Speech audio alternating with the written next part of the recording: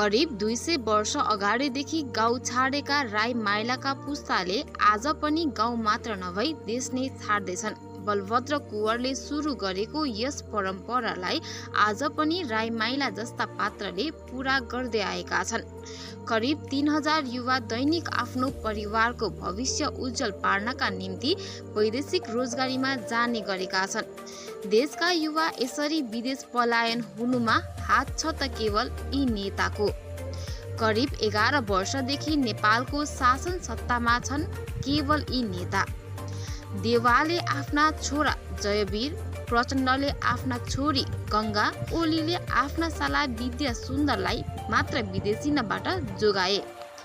यी 11 वर्षमा देश न त सिङ्गापुर बन्यो न त स्विजरल्यान्ड नै बन्यो त केवल श्रमिक उत्पादन गर्ने उद्योग मात्र बन्यो।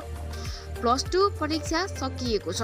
अब देशको दुर्दशा यस्तो छ कि कतिपय विद्यार्थी +2 पछि विदेश पलायन हुनका लागि नतिजा कुर्दैछन्। देशलाई कायापलट गराई विकसित गराउँछु भन्ने नेता आज आफै विकसित भए। चप्पल लगाएर हिँड्ने नेता आज करोडौँको महलमा बस्ने भए, करोडौँको गाडी चढ्ने भए।